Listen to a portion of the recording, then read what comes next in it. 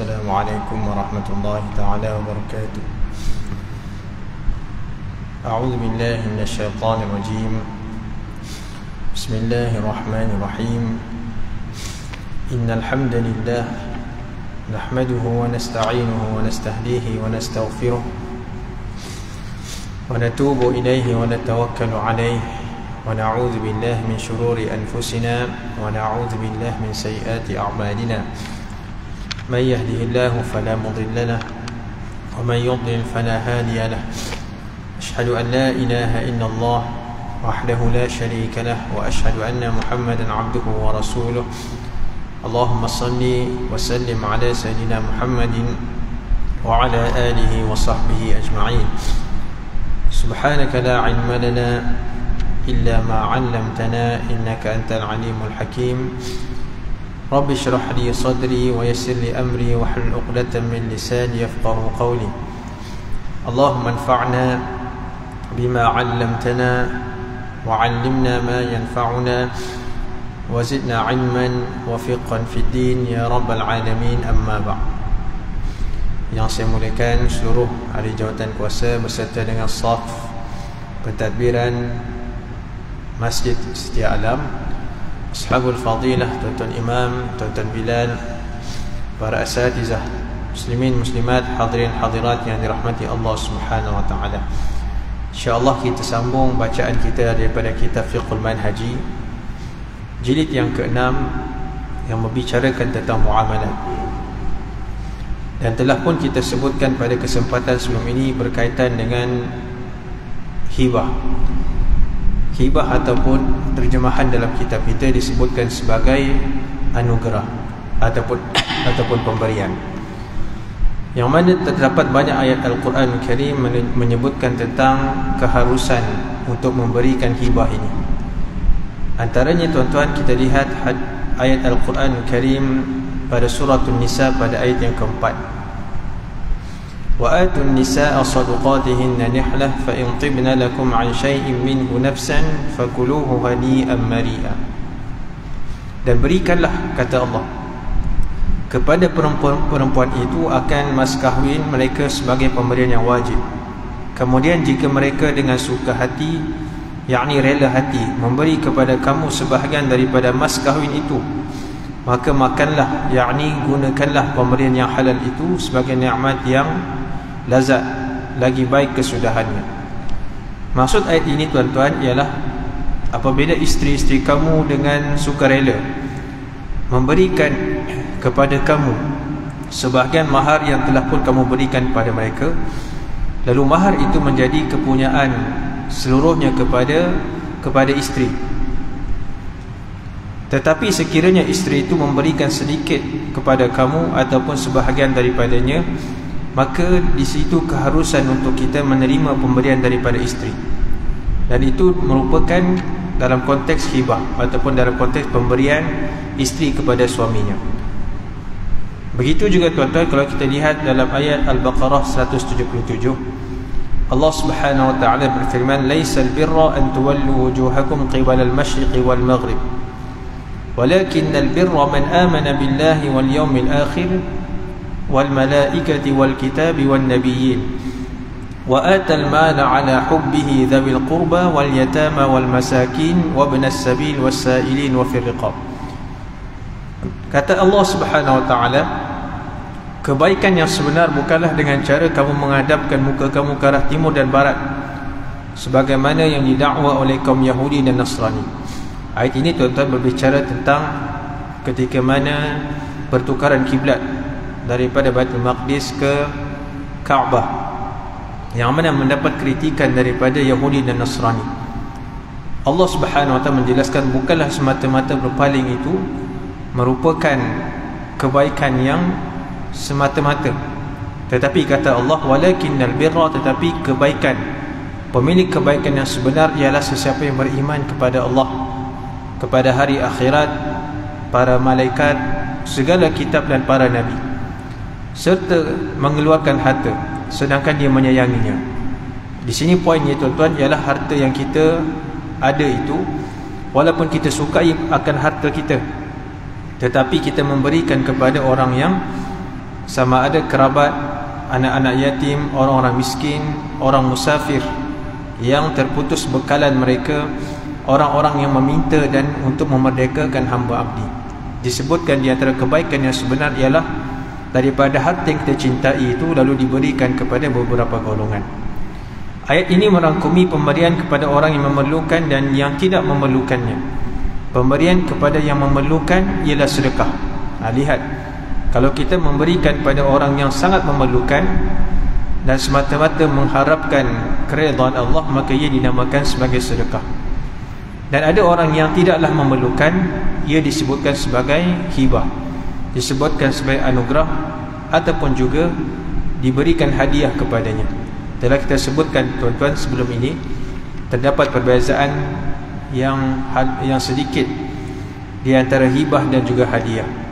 Kalau kita throwback semula, permintaan antara ataupun hibah dan juga hadiah itu, kan hibah tidaklah bertujuan untuk mendapatkan kasih sayang daripada manusia semata-mata.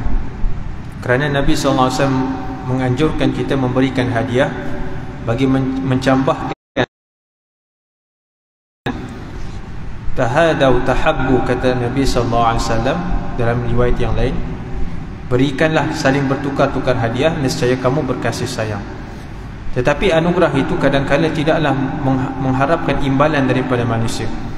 Semata-mata pemberian itu. Qad kana li Rasulillah sallallahu alaihi wasallam jiranu min al-ansar. Kanat lahum manaihu wa kanu yamnahuna Rasulullah min albanihim fayasqina. Kata Aisyah radhiyallahu anha, sesungguhnya Nabi sallallahu alaihi wasallam ada beberapa orang jiran daripada kalangan Ansar. Sudah tentu tuan-tuan yang majoriti yang Ansar, juga padanya terdapat kalangan Muhajirin, yang mana daripada jiran Ansar ini mereka mempunyai unta atau kambing yang bersusu. Maksudnya ialah unta dan kambing yang mengeluarkan susu.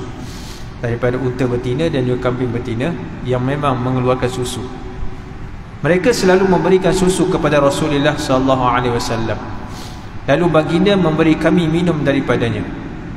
Daripada hadis ini, manaih merupakan plural, merupakan jamak bagi kalimah manihatun. Manihah tuan-tuan ialah mufradnya ataupun singular, manakala jamaknya ialah manaih. Maksud manaih ini tuan-tuan dari sudut bahasa ialah pemberian atau hadiah.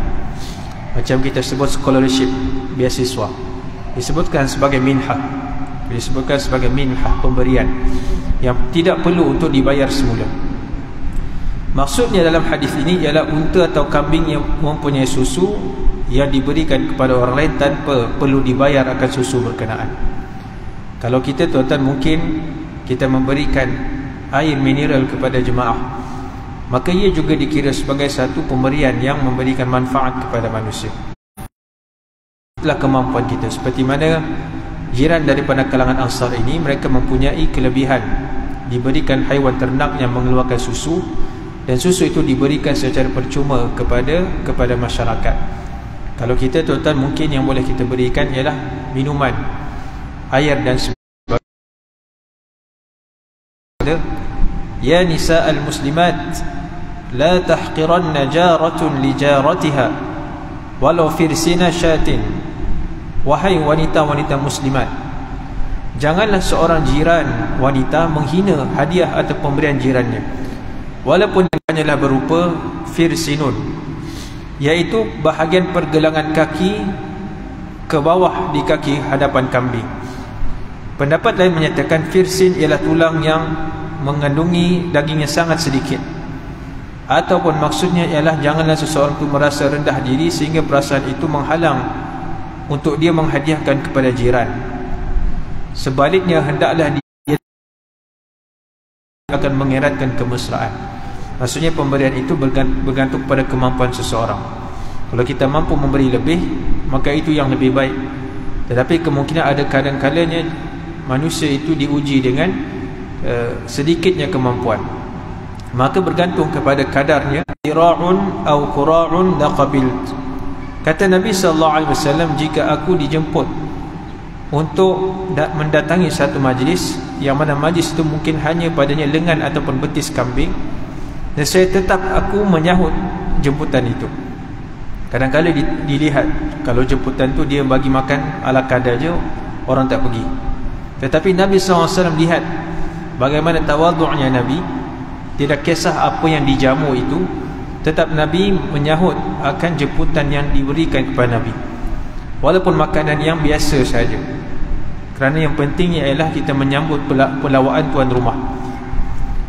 Jikalau lengan atau betis kambing dan sebagainya dihadiahkan kepada aku, kata Nabi, tetap aku akan menerima akan pemberian itu. Maksudnya tuan-tuan, pada asalnya kita dituntut meraihkan akan niat yang memberikan. Kita meraihkan pemberi. Apa yang diberikan itu maka kita terima dengan hati yang lapang, walaupun pada anggapan kita merupakan benda yang paling simple. Dilarang kita memperlecehkan pemberian dari orang lain. Manakala itulah tuan-tuan beberapa hadis akan keharusan akan amalan hibah ini. Kita lihat yang ketiga ialah ijma'ul ulama. Apakah autoriti hibah ini menurut kesepakatan ulama? Para ulama fuqaha Islam pada sepanjang zaman sependapat bahawa sebarang bentuk hibah adalah digalakkan kerana amalan ini sebahagian daripada ta'awun. Apakah yang dimaksudkan dengan ta'awun? Iaitu kerjasama, tolong menolong.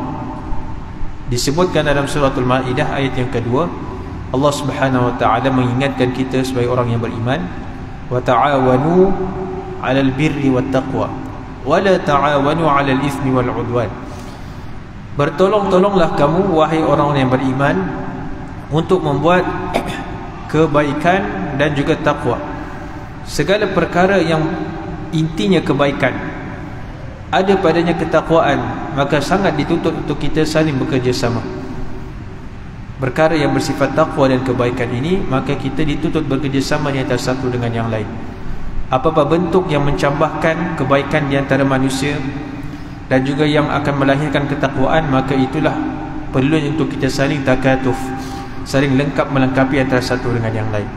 Tidak ada mana-mana ulama menegahkan perbuatan hibah ini pada asalnya. Perkara yang baik sangat dituntut dalam Islam.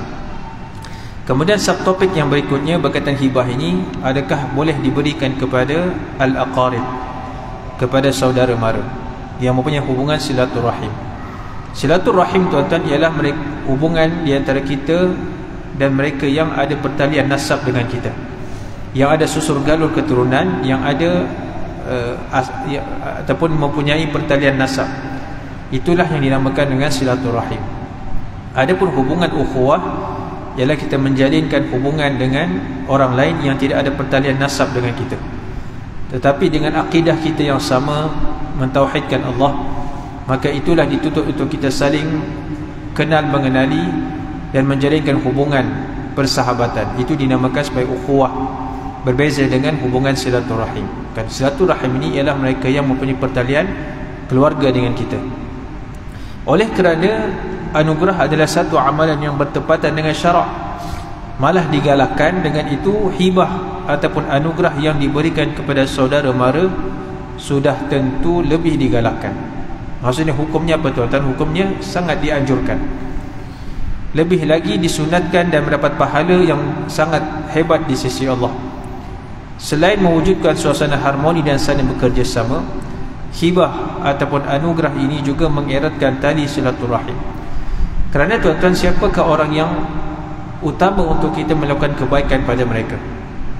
Iaitu kepada ahli keluarga kita, kepada pasangan kita, kepada mereka yang sangat dekat hubungan keluarganya dengan kita. Maka itulah orang yang paling utama untuk kita curahkan kebaikan kepada mereka terlebih dahulu, barulah kepada orang lain. Mungkin ada orang beranggapan lebih baik dia memberikan sesuatu yang hebat kepada orang yang tidak mempunyai pertalian nasab dengannya, lalu dia mengabaikan orang yang terdekat dengannya. Maka ini merupakan konsep yang perlu diperbetulkan. Adanya orang yang mungkin suka untuk belanja kawan-kawan dia di tempat kerja, sehingga kan mungkin dia disenangi kerana banyak membiayai. Kalau ada makan dan minum, dikenali dengan orang yang sangat disenangi. Tetapi berbeza karakternya di rumah, dia sangat garang kepada pasangannya, sangat bakhil kepada anak-anaknya. Maka ini merupakan satu yang perlu diperbetulkan. Kerana sebaik-baik orang, kata Nabi SAW, ialah mereka yang terbaik kepada ahli keluarganya terlebih dahulu. Kan Nabi SAW menyatakan, khairukum khairukum li ahli, sebaik-baik lelaki di antara kamu ialah lelaki yang terbaik kepada ahlinya, kepada isterinya, kepada anak-anaknya, barulah kemudian kepada orang lain. Dan di antara yang dianjurkan oleh agama Islam ialah berbuat baik kepada mereka yang mempunyai hubungan nasab dengan kita. Allah Subhanahu wa taala menyatakan, walladzina yasiluna ma amara Allahu bih an yusal. Mereka yang ditempatkan dalam syurga ini ialah mereka yang menyambungkan apa yang Allah perintahkan untuk mereka sambungkan, iaitu hubungan silaturahim. Adapun memutuskan tali silaturahim merupakan ciri orang itu dilaknat oleh Allah Subhanahu wa taala. Dan mereka yang melakukan kerosakan dan juga memutuskan silaturahim, dibimbangi mereka ini mendapat laknat dari Allah Subhanahu wa taala. Seperti mana yang dinyatakan dalam surah Muhammad, فَهَلْ عَسَيْتُمْ إِن تَوَلَّيْتُمْ أَن تُفْسِدُوا فِي الْأَرْضِ وَتُقَطِّعُوا أَرْحَامَكُمْ أُولَئِكَ الَّذِينَ لَعَنَهُمُ اللَّهُ فَأَصَمَّهُمْ وَأَعْمَى أَبْصَارَهُمْ. Adakah kamu bimbang sekiranya diberikan kekuasaan kepada kamu, lalu kamu melakukan Allah alladhi tasa'alun bihi wal arham? Bertakwalah kamu wahai manusia kepada Allah, yang kamu wahai manusia sentiasa meminta bantuan dengan menyebutkan nama Allah, serta peliharalah hubungan silaturahim.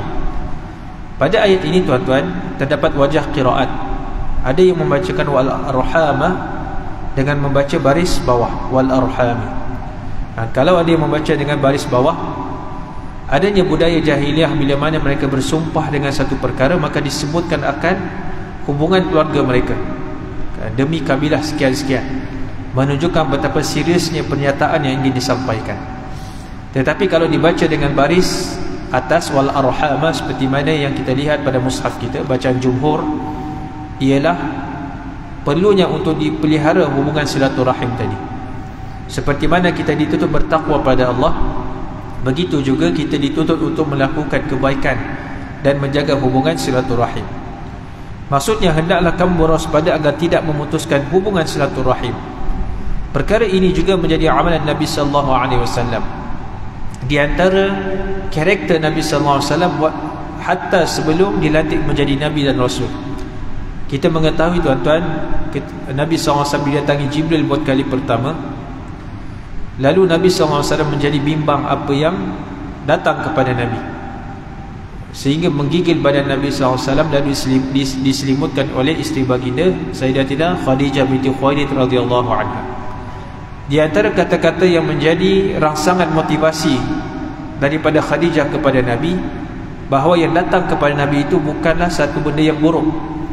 Lalu Khadijah menyebutkan kebaikan Nabi, antaranya, wahai suamiku, kamu ini orang yang sentiasa menjaga dan menghubungkan silaturahim. Mana mungkin yang datang kepada engkau itu merupakan satu keburukan.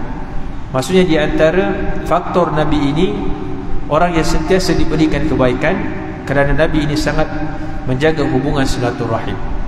Dan apa yang disebutkan oleh Nabi, itulah yang diamalkan oleh baginda sallallahu alaihi wasallam. Dan Nabi sallallahu alaihi wasallam juga memberikan satu kelebihan, iaitu satu hadis Nabi menyatakan, man ahabba an yusata lahu fi rizqihi wa yunsa'a lahu fi atharihi falyasil rahimah. Ini siapa yang nak umur dia panjang, rezeki dia luas. Nabi menyatakan, sesiapa yang mahu diluaskan rezekinya serta dipanjangkan usianya, maka hendaklah dia menjalinkan hubungan ikatan kekeluargaan, hubungan silaturahim. Dalam hadis ini tuan-tuan, poin yang paling utama ialah menjaga silaturahim, akan menjadikan kita ini diluaskan rezeki dan dipanjangkan umur. Sama ada rezeki itu diberkati oleh Allah Subhanahu wa taala, itulah yang dimasukkan dengan diluaskan rezeki. Kita nak mencari di dunia ini, kehidupan kita ialah keberkatan. Yang paling penting ialah kualiti berbanding dengan kuantiti semata-mata. Betapa ramai orang yang mungkin banyak akan hartanya, tetapi harta itu mengekang dia daripada beribadah pada Allah, menjadikan dia sering gundah pada waktu malam. Tetapi orang yang bertakwa lalu diberkati rezekinya, walaupun secara zahirnya harta itu sedikit dari sudut kuantitinya, tetapi betapa dia sangat berterima kasih pada Allah Subhanahu Wa Taala. Lalu dengan harta yang seolah-olah sedikit, pelbagai kebaikan dan amalan soleh dikerjakan. Itulah yang maksudnya keberkatan, iaitu pertambahan kebaikan pada satu perkara. Dan yang kedua ialah dipanjangkan usia. Kerana tuan-tuan, secara logiknya, orang yang sentiasa berbuat baik ini akan disebut-sebutkan namanya, walaupun dia telah seolah-olah walaupun dia telah meninggalkan dunia ini, tetapi namanya tetap wujud di kalangan manusia. Dan ada pandangan ahli hadis menyatakan ditambah oleh Allah Subhanahu Wa Taala sesuai dengan ketetapan yang berada di Lauhul Mahfuz. Pada catatan malaikat, kemungkinan seseorang itu berumur 55 tahun, tetapi ada klausa menyatakan kalau dia melakukan amalan sekian-sekian akan yang berada di Lauhul Mahfuz. Jadi tak kisahlah sama ada benar-benar dipanjangkan usia ataupun dimasukkan dengan umur yang berkat, rezeki yang berkat. Yang pentingnya ialah hubungan silaturahim, akan menghubungkan, menjaga silaturahim, mendatangkan kesan yang sangat baik kepada kita, memberikan satu nikmat dari Allah Subhanahu Wa Taala. Kemudian tuan-tuan, kita lihat antara hikmah yang disebutkan ialah Islam meletakkan sasaran, iaitu mewujudkan masyarakat tahadaw fa innal hadiyah as-sadr. Bertukar-tukarlah hadiah, kerana hadiah yang diberikan itu akan menghilangkan dengki dan dendam yang ada di dalam dada. Bagi menyempurnakan maksud yang baik ini, kita dapati Nabi SAW menggalakkan penerima supaya menerima hibah, menerima anugerah yang diberi dan tidak menolak. Hasan bersabda, man balaghahu ma'rufun an akhihi min ghairi mas'alah wala israfi fi nafs wala israfi nafsin falyaqbalhu wala yaruddah fa innama huwa rizqun saqahu Allah azza wa jalla ilaih. Sesiapa yang sampai kepadanya satu kebaikan yang dimaksudkan sama ada diberikan hadiah, contohnya daripada saudaranya tanpa dia meminta ataupun dia teringin dan mendedahkan diri padanya, kan, bukan sebab dia nak rasuah ataupun ada udang di sebalik mi, memang diberikan tanpa ada apa-apa agenda yang berada di sebaliknya. Kata Nabi, siapa yang sampai kepadanya kebaikan tanpa dipinta-pinta, maka hendaklah dia menerima dan tidak menolaknya, kerana sesungguhnya perkara baik itu satu rezeki yang Allah Azza wa Jal bawakan padanya. Manusia ni hanyalah medium penyampaian kebaikan itu. Hakikatnya yang nikmat itu semata-mata dari Allah Subhanahu Wa Taala. Pada asalnya tidak menolak, kita berbaik sangka. Walau bagaimanapun, jika wujud alasan yang dibenarkan oleh syarak untuk seseorang tidak menerima satu pemberian, adakah boleh atau tidak, tuan-tuan? Boleh jawapannya. Tetapi hendaklah dia menjelaskan alasan itu supaya tidak timbul prasangka buruk dalam hati orang yang memberi. Inilah yang dilakukan oleh Nabi SAW ketika mana Nabi dihadiahkan haiwan buruan ketika baginda SAW sedang berihram. Ihram ni apa, tuan-tuan? Maksudnya ialah berniat melaksanakan ibadah haji ataupun umrah, kan? Seseorang yang berada dalam kondisi sedang menunaikan umrah ataupun haji, maka itulah dinamakan sebagai muhrim, orang yang berada dalam pantang larang haji ataupun umrah sehinggalah dia bertahallul. Itu namanya muhrim. Beza dengan mahram, kan? Ada orang tertukar muhrim dan mahram. Mungkin telah disebutkan beberapa kali dalam kesempatan ini, cuma kita nak jelaskan lagi. Muhrim ialah orang yang sedang dalam keadaan ihram, menunaikan haji ataupun umrah, sehinggalah dia bertahallul, barulah dia bebas daripada ihram. Adapun mahram, tuan-tuan, siapa dia? Ialah mereka yang haram untuk dikahwini, kan? Ibu ayah kita, kan, anak-anak kita, adik-beradik kandung kita. Maka ini dinamakan sebagai mahram. Maksudnya ialah orang yang haram dikahwini. Kan, orang yang bukan mahram maksudnya orang yang boleh kita berkahwin. Kan, bukan mahram maksudnya orang yang boleh kita berkahwin. Tetapi muhrim ialah seseorang yang dalam keadaan ihram haji ataupun umrah. Ketika itu tuan-tuan, Al-Bukhari Muslim meriwayatkan daripada As-Sa'ab bin Juthama Al-Laythi radhiyallahu an annahu ahda li Rasulillah sallallahu alaihi wasallam himaran wahshiyan wa huwa bil abwa'i aw biwaddan faraddahu alayhi falamma ra'a ma fi wajhihi qala ama inna lam naruddahu alayk illa ana hurumun. Satu ketika Nabi SAW dihadiahkan himarun wahsy. Kan, kalau kita terjemah semata-mata bahasa, himar ini maksudnya keledai, wahsy ini liar. Tetapi kalau kita gabungkan kedua perkataan ini, ia membawa maksud ialah kuda belang. Maksudnya adakah boleh kuda belang ini dimakan, tuan-tuan? Jadi daripada hadis ini menunjukkan kuda belang itu boleh dimakan. Cumanya tak adalah menjadi kebiasaan di kalangan kita. Nak cari zebra pun payah di Malaysia ni. Satu ketika Nabi pernah dihadiahkan kuda belang itu. Ketika itu Nabi berada di satu tempat namanya Abwa, dan ada menyatakan di satu tempat namanya Waddan. Kedua-dua tempat ini tuan-tuan di antara Mekah dan juga Madinah. Boleh jadi ketika itu Nabi SAW dalam perjalanan ke Mekah Mukarramah dalam keadaan Nabi ihram.